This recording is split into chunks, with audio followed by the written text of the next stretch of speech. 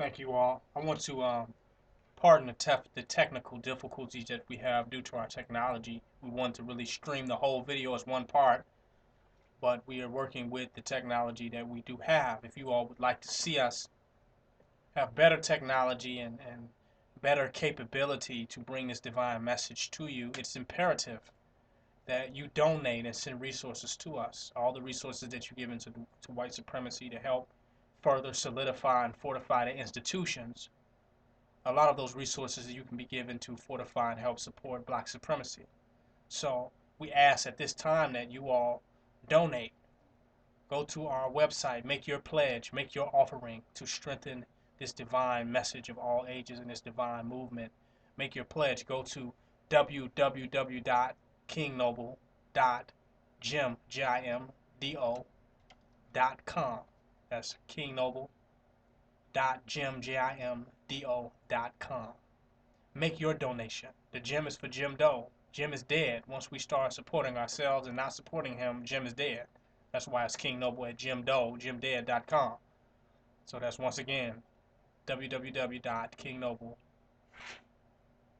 and that's KINGNOBLE.jimdoe.com, and make your donation. We like to upgrade our technology to become even more effective and to streamline this thing right to you, but we need your help and your assistance to do this. A lot of people said, you haven't lectured in a long time, you haven't put a message out, what's going on? I said, if you really want to hear this message come to you consistently, you really, feel it in your heart and soul to have this message come to you, you got to support it. This is a message that you have to fight for. See, if I was saying something that was tickling people's ears that was already in white supremacy, we would have no issues and no problems. It would just be smooth. But since I'm coming with such a radical message, such a empowering message for black people in this day and time with no respect towards white people and white supremacy or white institutions, since it's such a powerful message, this is a message that you have to fight for and put your all and everything on the line and forward to push it forward. This message you have to fight for. You can't just press click and play, and you just can't buy the DVD and lay back. If you want to hear the continuation, the strong continuation, propagation, and promotion of this message, you have to fight for it. You have to fight for it mentally, spiritually, and most definitely you must fight for it economically by putting your resources on the table. So once again, donate, help us fortify this message and this mission to bring it directly to you. Going back into the part where I left off, the restoration of divine kingship. Very important piece, very important part. One thing I noticed with the Obama thing, Obama being half African from Kenya and American from America and questionably America, many say Hawaii, he really does not represent the black man in America. So when I just come to this realization, he doesn't represent really our plight and our struggle for what we stand for. See, our plight and struggle is different from the African. And this is going to hurt a lot of Pan-Africanists and a lot of, we should just focus on unity and we don't want no division or, divisiveness or divisions or whatever they call it. But the reality is that divisions do exist. We didn't make them up. There are divisions. There's a dividing line that separates night from day. There's a dividing line where we determine what the equator is and the longitude and latitude of the universe. There are lines that exist in the universe. There are divisions and separations between all things. So this is inescapable. But the plight of the African is different from ours. See, the African already had their kings. They already got their kings and know their people and their tribes right now. They're totally aware of it. They got their kings, the same kings that played a major role in us being sold into slavery. The same kings that sold us into slavery is their kings in Africa today, still today, in Ghana and some parts of even Nigeria, certain tribes, Ashantis, certain tribes sold us into slavery. So they got their kings and their lineages, and so their struggle is not the same as ours, particularly. Not saying that we don't have a unified front, and a unified fight, and that our enemy is not the same, which is white supremacy and colonialism and imperialism. That we don't have the same enemy, but our struggle is yet particular. See, the black man in America needs the restoration of kingship in our society and in our community. Until we have that, we're always the underling to the white supremacy's infrastructure, government, and establishment. We're the stepchild of white supremacy and the abandoned child of Mama Africa. So until our kingship is restored,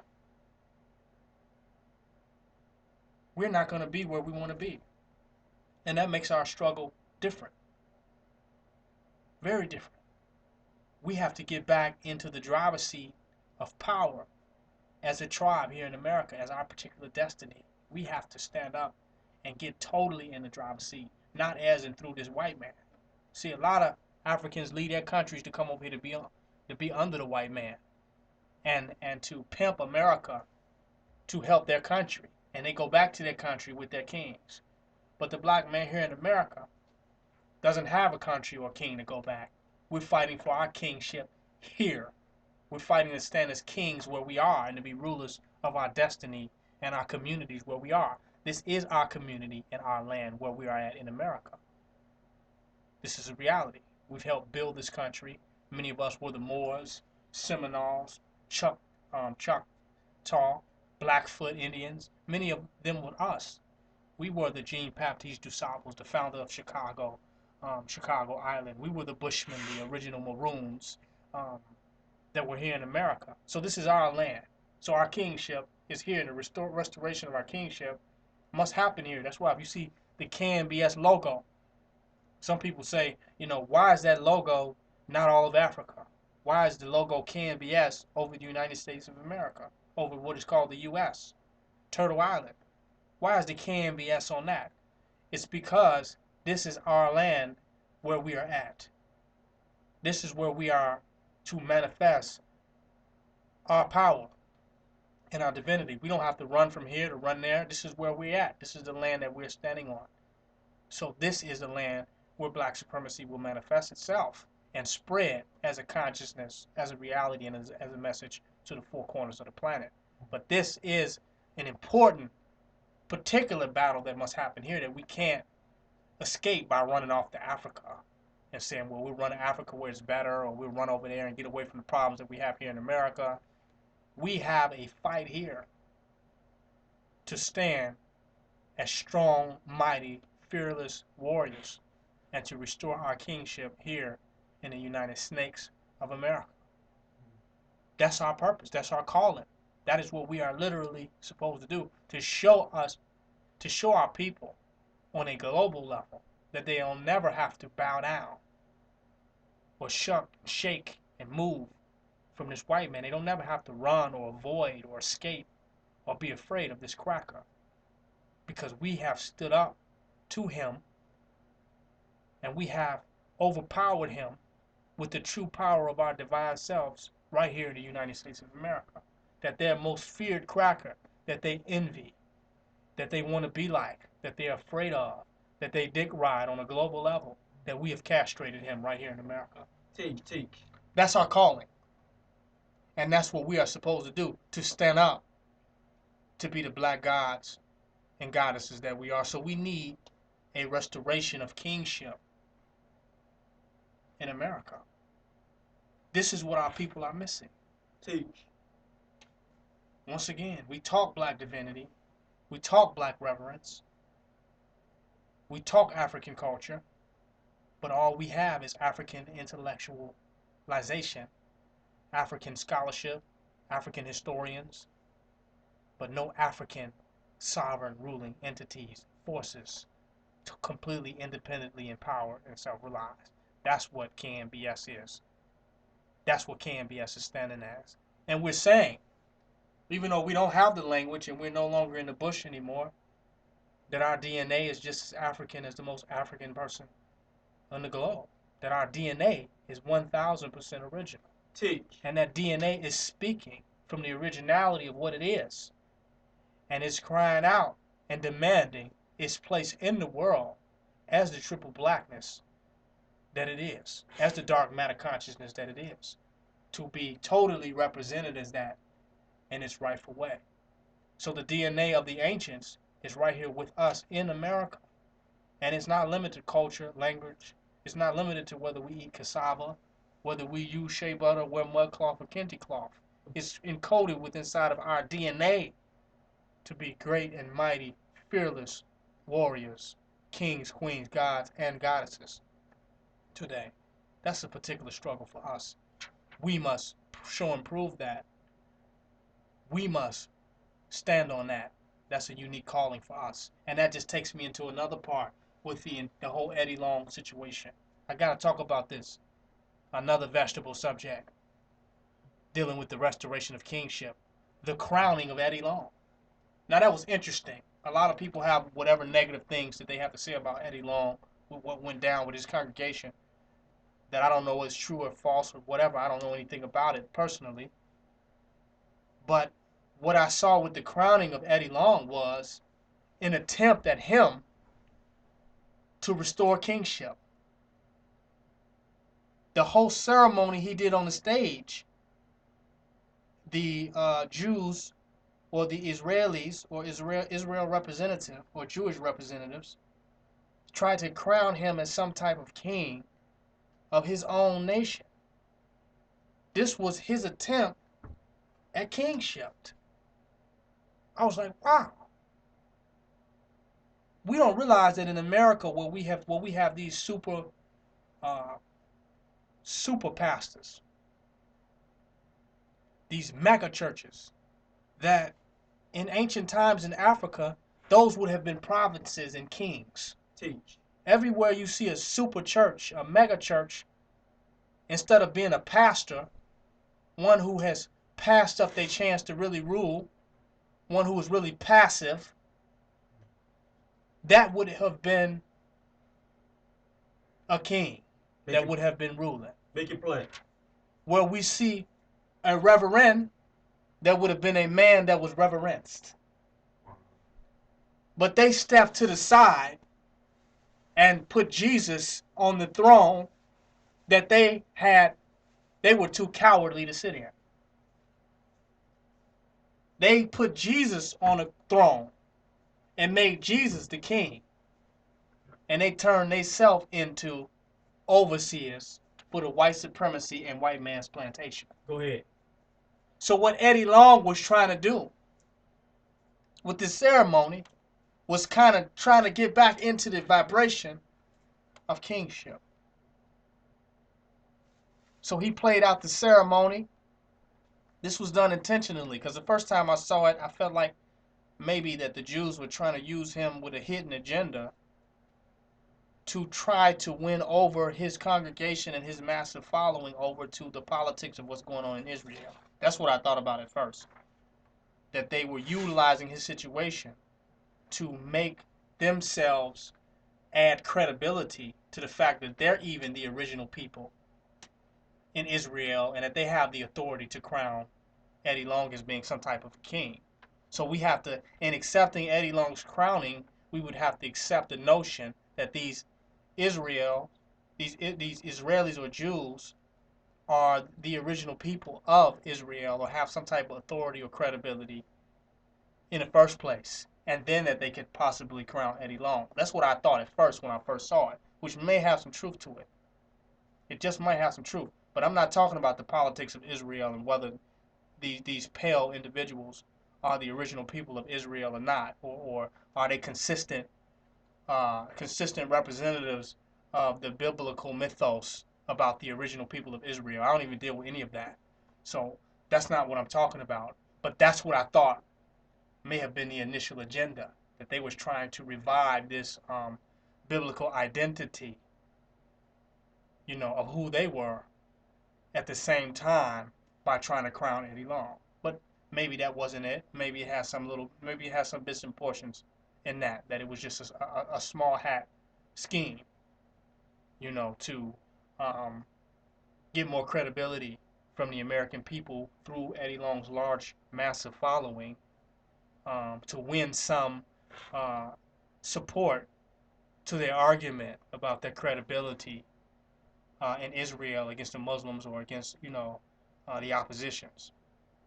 But it turned out to be that Eddie Long had to apologize to these Jews, to the Jewish community, for the crowning ceremony that he had, and basically literally retract and recant what was represented in the ceremony because he couldn't stand on it. He said, I'm no king, I'm just a servant. And some would say, well, that's humble. That was a humble approach that he's taken, and that's very Christian-like. You know, um, you can't be the king. Jehovah is the king, or God is the king, and with this mystery God theology, the theology of mystery. But the strange thing about that scenario is that the absence of kingship in our community is the mother of confusion. While we think we're being humble by not standing up and representing who we are to the world and standing on our position, we are by default accepting a subservient position to an inferior race, which are the white people. So he couldn't stand on that because he was too Christianized. He tried to, though, for a minute. He entertained the idea, but he was unable to stand on it completely through. But I'm glad the ceremony happened. I'm glad that he's the first pastor that I've seen, black pastor, that was able to somehow give us an inkling of the true divine rulership that figure really represents, really supposed to represent. In slavery, that divine personality that was the king and that was the ruler turned into a neo-colonialist type figure, an overseer for white supremacy. And that's where the pastor came from.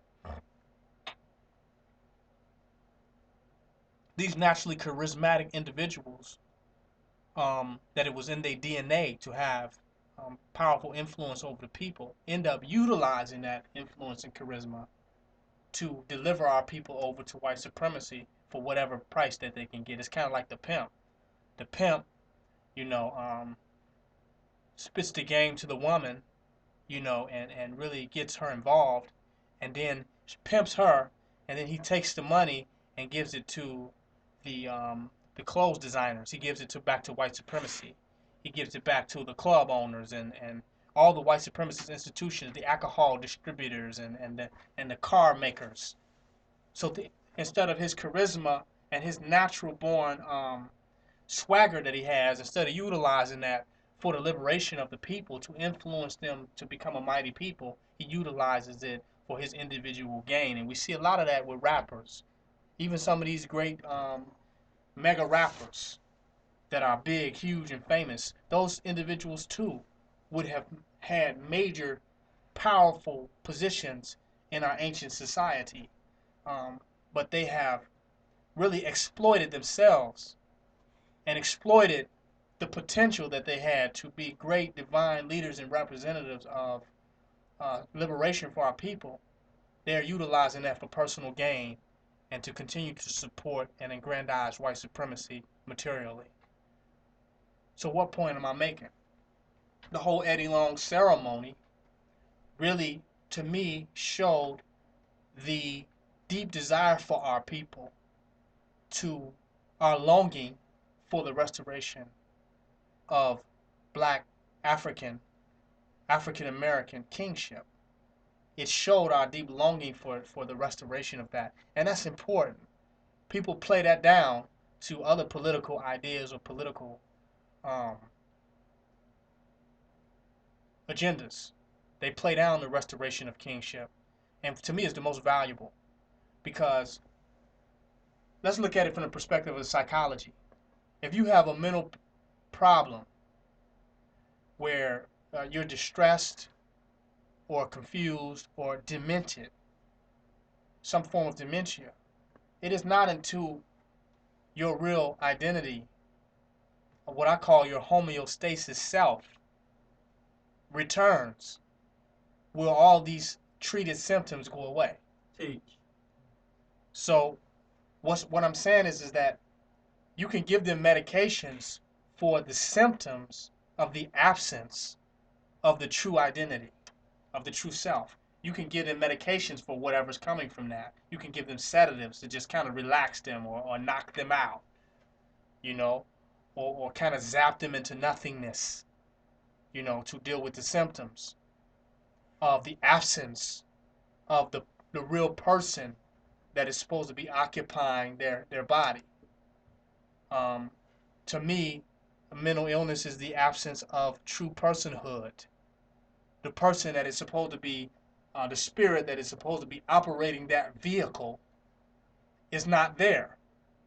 So the body is in a chaotic state, and the psychologist is trying to treat chaos. And they can treat it and subdue it and contain it to some degree. But it won't be until the actual true identity that is supposed to embody the vessel returns can an entity function in a state of balance. Let me tie the analogy in. And that's why we had exorcisms. And that's what was going on in the voodoo ceremonies that we see that was going on in Haiti and going on in Benin and Africa.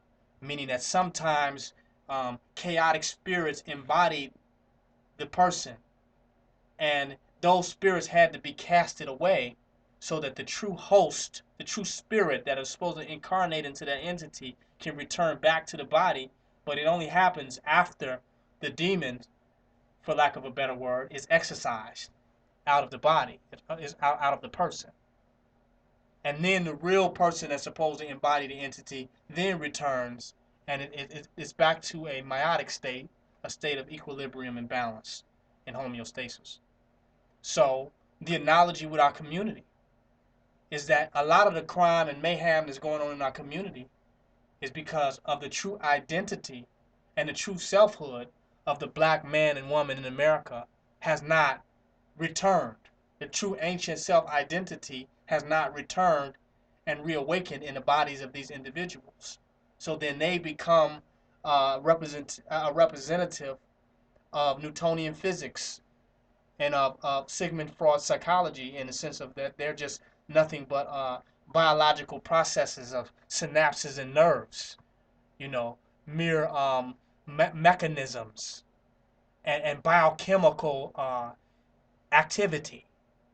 That's all they are, with no purpose and mission and no type of awareness or self-realization until their DNA awakens to the real entity of who they really are, now becomes the dominant factor and the dominant feature of their existence. Teach. They are basically just cells and nerves, neurons just firing based on the mind control of white supremacist propaganda and media. Come on. So black supremacy, the mission and ministry, is meant to awaken them and to cause the real self to manifest. Bring it on. And to become the dominant entity in the vehicle, to override all of the programming, because we talk about MK Ultra and the mind control of the CIA and uh, the mind control of secret government organizations, but we don't realize that any entity that does not know who they are, all that you are seeing is mind control. So you can't mind control somebody that is mind control. What am I saying? What I'm saying is who you think people are is more a byproduct of mind control in the first place. People are scared of being mind controlled, but what they don't realize is who they think they are is the byproduct of mind control. Of all the programming that they have received from the white man's institution through education, all the television, the advertisement, Hollywood, the movies, all of this have programmed them and gave them a belief about who and what they are that they have accepted as themselves. So they are really possessed demon possessed by white supremacy. And it won't be until they wake up to realize who they're not can they start to contemplate who they actually are. This is a fact. So the issue that's happening within our community with all the negativities and crimes and the issues and the chaos that seem to be appear, that we would like to find some social scientist way of dealing with it, some type of community activist band-aid to put on it, will not be solved until some entity manifests that's strong enough to shock or awaken the sleeping entity or sleeping giant that is inside of the black people in the community, until that giant is awakened, until they're shaken out of their sleep. We're gonna see the same problem continuing to go on within our community. Make it plain. And while we may be able to put a band-aid on it here and there, it's still a gunshot wound. It's still a wound that is not regenerative and is degenerative. See, when the true entity that is us awakens, then it is a regenerative process. While that entity is in sleep, it is a degenerative process, which we call death. This is a fact. When the entity wakes up, what was a wound that we was constantly putting band-aids on begins to permanently heal. It begins to permanently heal, and then the entity now moves from the perspective of being healed. So we're putting a band-aid on a lot of things that are going on in our community when it's a true conscious awakening of our people that is really needed. That is what there really is a call for. And in that conscious awakening, the divine structure, and not something organized by people who have been downloaded with more white supremacy than black supremacy, can come up with. The divine structure will take its form, and problems that existed yesterday will automatically begin to dissolve. So, back to my original point. The restoration of kingship is important. Otherwise, where's all this reverence leading to? Where's all this consciousness leading to? Where's all this desire for African culture and African spirituality leading to? Where's it going if it's not going to end up in the restoration of kingship, in a restoration of our ancient reality of who we are manifested today as a present reality?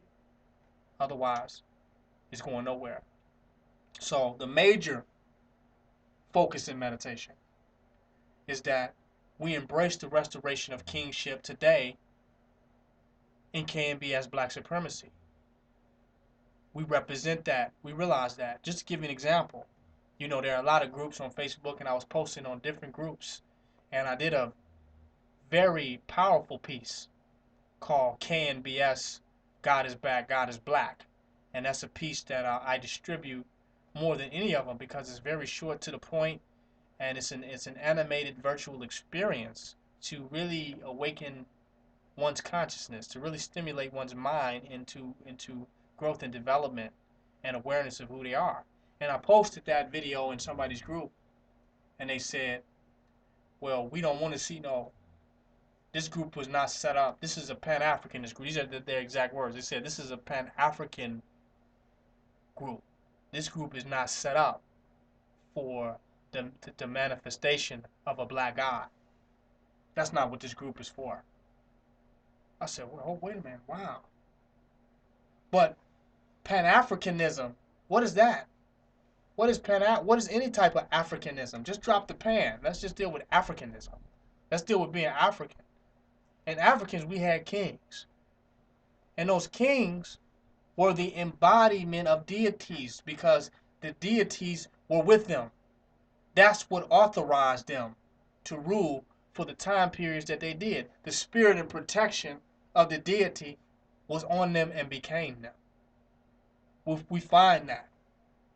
So the deification of the entities, of the physical beings, was inseparable from rulership, culture, nation building, and society.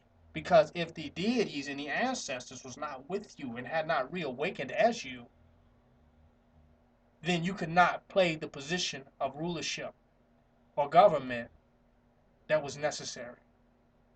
That's why in some traditions, when the baby and child was born, they asked the child who was it and what did it come there to do, because they realized in reincarnation. In our conscious community, we don't want to deal with reincarnation, because if you deal with reincarnation, the notion of history has to be thrown away, because it's not history at all. You literally are learning directly about yourself to reawaken that selfhood simultaneously while you are internalizing the information that is classified as history. That is not even history. That is the study of self knowledge. Teach. That is self help. That is self improvement. What we call history is actually self consciousness. Teach. So it could not be considered history. Would totally disappear. There's no such thing as history. But our African people dealt with reincarnation. The conscious community today don't want to deal with reincarnation. It's too spooky for them. They're scared of it. But that's just the reality of what our ancestral information is about, reincarnation. And the highest that you can achieve on this life, the highest awareness that you can achieve is to actually remember who you were. Is to awaken to your reincarnated self. Teach. That's the highest level of knowledge that you can get. Because it's not going to get no greater than ancient. It's not going to get no better than it was. So the highest level of knowledge that you can come into is the knowledge of self, which is the knowledge of your reincarnation, of who you were, and move and live in the embodiment of that reality in the present time. That's the knowledge that we were stripped of, not some books that they burned in Alexandria, or they shot the nose off the Sphinx, or that they taught us Christianity and we didn't know how we used to wrap fabric.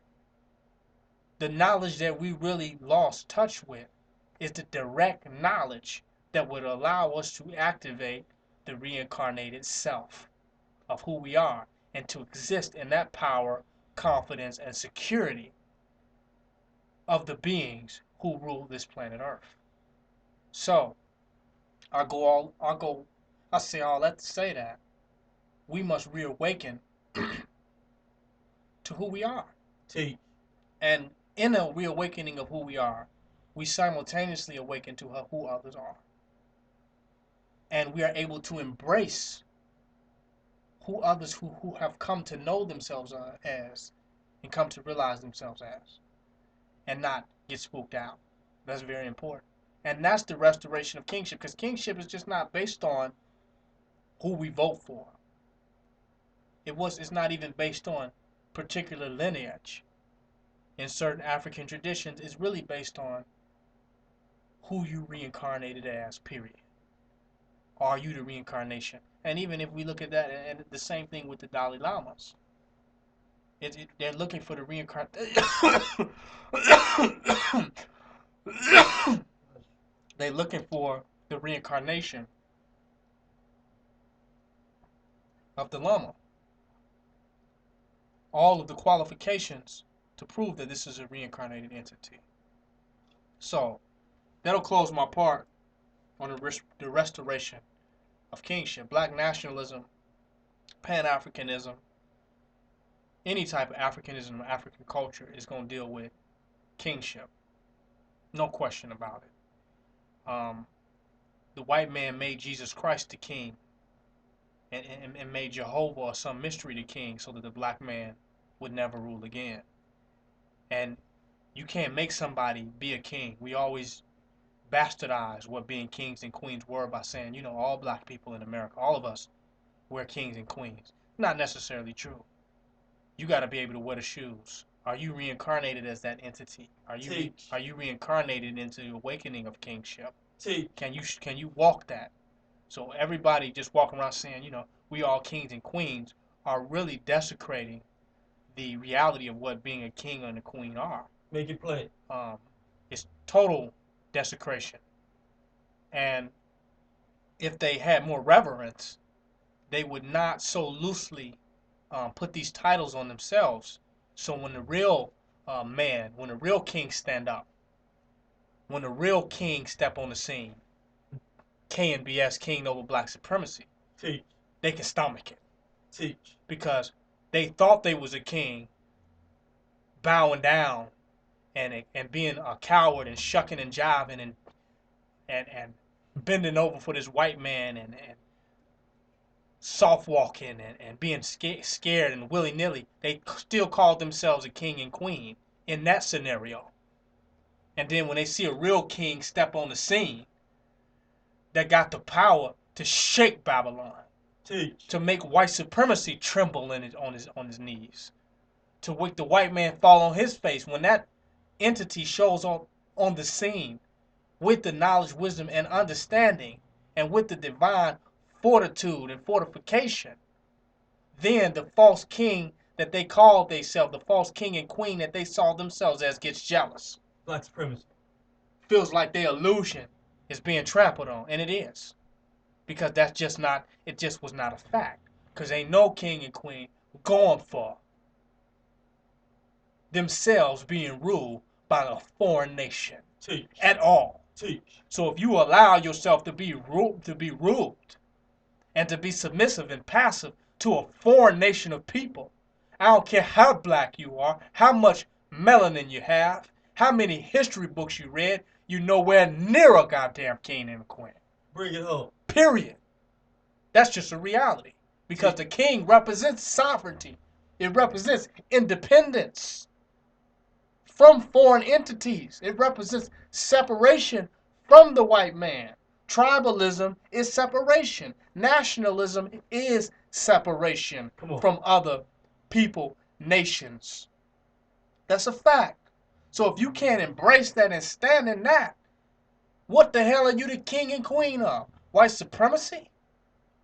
You should change your name from King Nzinga or Queen Ma'at or Queen any queen. Queen Tai. You should change your name from Queen Tai to Queen Elizabeth. Huh? You should call yourself King Ferdinand or Queen Isabella. Because the only thing that you're a king and queen of is white supremacy from 9 to 5. You the king of corporation, the king of Kmart, the king of McDonald's, huh? The king of Walmart. You the king of the white man's corporations and entities. This is a fact. You the king and queen of white supremacy. And since they already got a king of white supremacy, which is Barack Obama, I guess that means you're really not a king or queen at all. Am I right? You're just subservient to the forces of imperialism, of white imperialism. So, somebody step on the scene as a king, 100% solid, reawakened with the fortitude, not borrowed, not postured, not rehearsed, not just pontificating the possibility or pondering what may be, but standing in it and standing against the forces of white supremacy. You got to embrace that and know that and reverence that and revere that. There must be a restoration of kingship. And that restoration of kingship is black divinity and is black rulership. We talk about black sovereignty and black rulership. People get Christian. They too Christian to accept black rulership and black divinity. Why do I say that? Because their idea of perfection is perfectly impossible to stand in.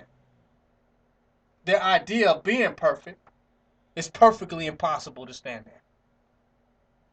Let me show you how. Let me show you how. If, based on their idea of what perfection is, none of the black people who have ever existed on the planet is fit to be rulers, based on the Christian ideas and the Christian concepts. None of them ever. Their idea of perfection, no black man since the beginning of time has ever been perfect. Not one king. From Idi Amin all the way back to Mansa Musa, dealing with the Mahdi of Sudan. Not one of our rulers is perfect if we look at the standards by in which they hold men today. Every super self-righteous standard is an assassination of the impeccable character of the black man. Every standard that they hold. So that makes me jump to the reverse of what I call the nigger cannot do no wrong standard. What do I mean by that? If your idea of perfection is how you constantly dethrone your leaders, Teach. because your idea of perfection is a made-up story in a biblical book, a mythological fairy tale book that was made up by white supremacy. That's your idea of perfection. Make it plain. But it's so oxymoronic. The irony of it is that even the white man cannot live up to that. Come on. But even though he doesn't live up to it, since he's created in the image and likeness of it, he doesn't have to live up to it. Because just because he's white, no matter what he do, it's all right. Come on. Period. So he's still sinless. His sinlessness falls into endlessness. But when it comes to the black man, you judge him by a different standard. Come on. You won't judge him by the nigger can do no wrong standard. Which the white man can do no wrong standard is the one that you really hold. The nigger can do no wrong standard is the only way that we will establish a sovereign nation. That's going to blow some people's mind. Because that is the only concept that can withstand any character attacks or assassination that has been used to bring down any black leaders that we have had since the beginning of time. The nigger can do no wrong act. I'm calling it, I'm codifying it. The nigger can do no wrong act. That's what we need to implement. Because that's the only way we can have rulers to stay in power eternally. Teach. That's a fact. Because based on our concept of right and wrong, we read from a book in the Bible that says man is imperfect. And that man is capable, and that man will sin, and man is capable of sin. This is what our book says. Come on. So that means we can never have a leader that is unassassinatable, if I might make that word up. We cannot have a leader that we cannot assassinate. Because according to the Bible, man was born and created in sin and iniquity. So every leader that we have is already a sinner. Thus, we have already assassinated them before they've got up there. Thus, we will never have a black leader. And by default, we will continue to accept white supremacy. Teach. But with the nigger can do no wrong act that I'm implementing, we will have a leader that can never be brought down ever by the forces of white supremacy. Thus, we can have the integrity of a nation, because a nation is built on the integrity of its leadership. Come on. Now, when we talk about integrity, we usually throw that on one person.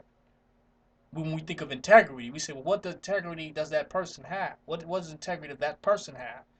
But we overlook the integrity that we have to that person. We in our minds already have made up that that person is imperfect. So if integrity was based on perfection, then there's no one of whom we should have integrity to. Come on. And there's no reason we should have integrity to anyone. But if we can have integrity even while simultaneously having the notion of imperfection, because we cannot escape the mental imprisonment of Christianity through training and upbringing, then we will have some black leadership that can withstand white supremacy. Come on. According to your good book and your standards, be that Islam, Christianity, Buddhism, or even some type of secular humanism that is still within the confines of white supremacy. I've already done wrong. I'm already a sinner. I've already done some wrong in some of those books. I'm already wrong at the gate. According to these books, this is a fact. Those books have it be that way by design, and we accept it. So if by those books I'm already wrong, then you don't have to argue. You don't have to wait till gossip comes out about me about, oh, well, King Noble did this and King Noble did that. I can't believe King Noble is this. I can't. Well, you already know, according to your books, I'm already born in sin. So you wasn't following me because I was a non-sinner. Because if you were a true Christian, right, you know that man is already condemned in sin, right? According to your book, the flesh is sinful. You see the contradiction here. According to your book, man is already born in sin. Man is already sinful. So you wasn't following me because I was perfect anyway. And if perfection was a reason to follow me, then hell, you should not follow no man, no black man, right? Teach. Because no man is perfect according to the same book. So look at the contradictions that we're going in. You see the confusion. So the confusion is so dense that we can only come up to the fact that these philosophies and theories are rigged to constantly assassinate the character, to destabilize black leadership infinitely. Go ahead.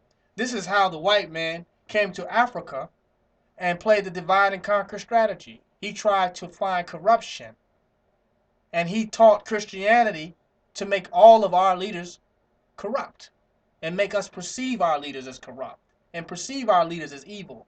And as soon as we perceive them as evil, then we lose integrity, we reject them, and we accept white supremacy and white supremacist imperialism as our leader. And based on a book, good book with a white Jesus, with white supremacy being the iconic figure of the religious theology, we can never ever accept a black man as good enough to lead us ever. It is ingrained within our subconscious mind.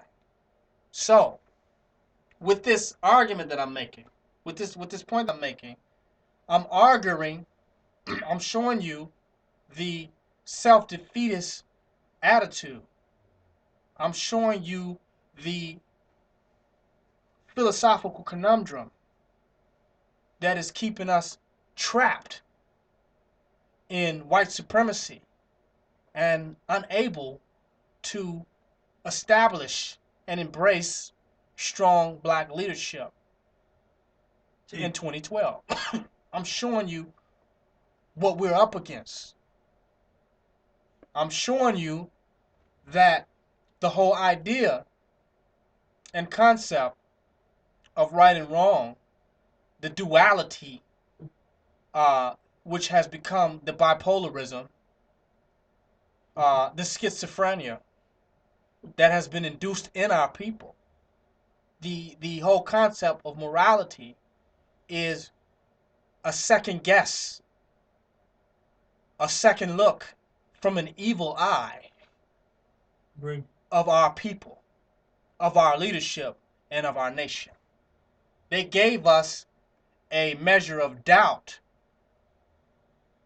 They laced our consciousness and our perception with self-defeat.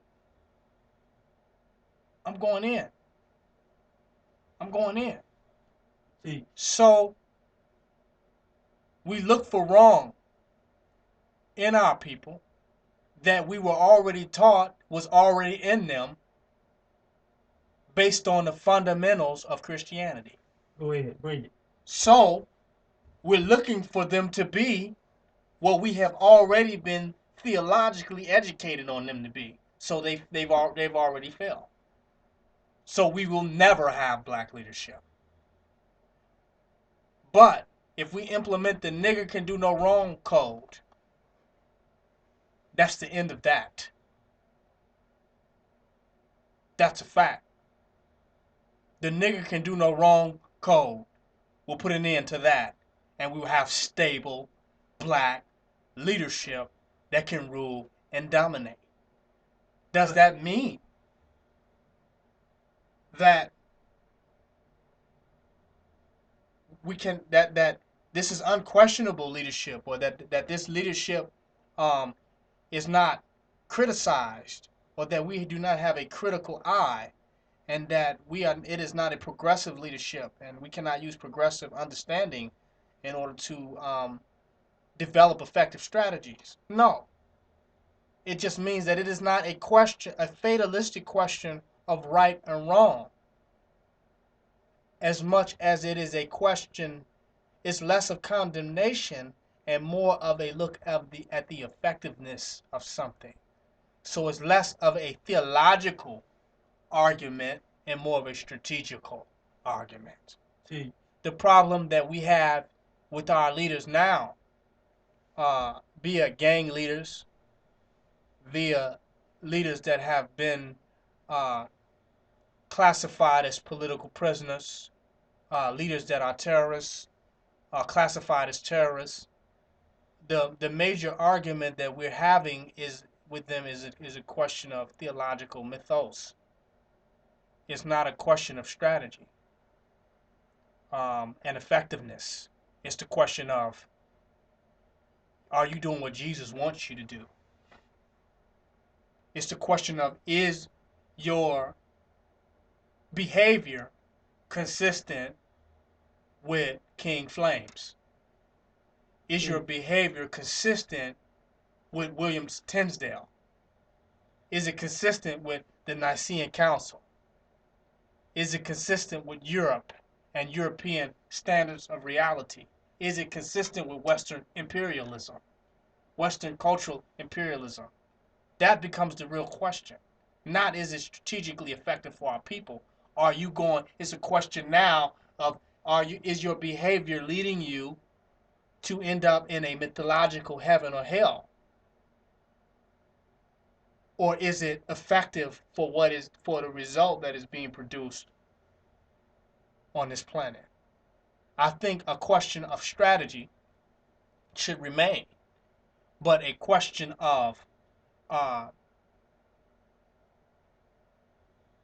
rigged, real rigged for failure theology. That's what I call it. Needs to be thrown out.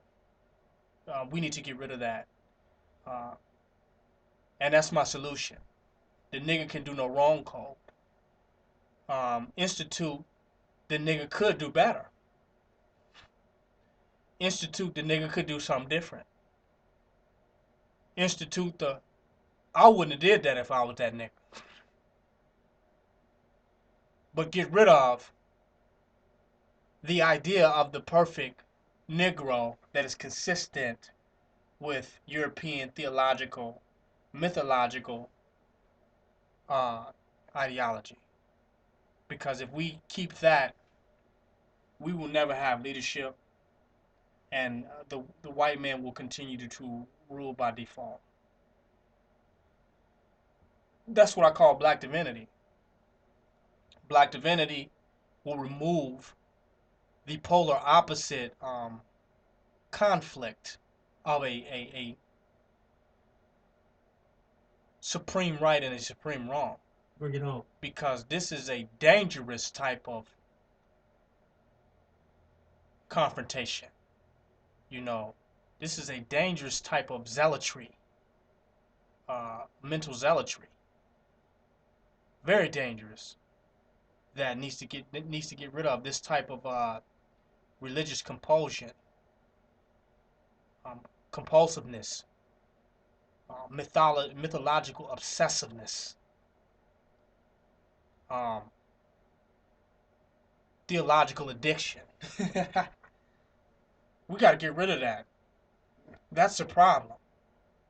You know, that's why we're quick to our people can love you one minute and completely condemn you to hell the next minute, because it is a ultimate question of the ultimate right versus the ultimate wrong, and not a sober look at what is effective, what is strategical, what is really that non-threatening, what is really not that much of a matter of life and death, um, what is not irreparable, what is not irreversible, um, and what has been given to us by a slave master, what needs to be more thoroughly thought out and meditated and deliberated upon, um, and just what needs to be thrown the hell away.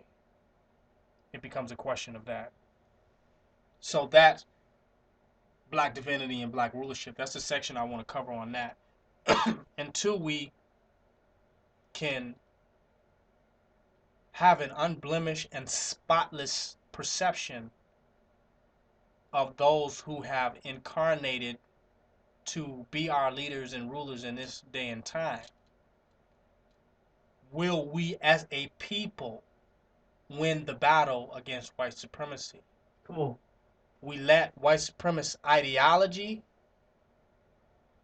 and white supremacist leadership determine who we should follow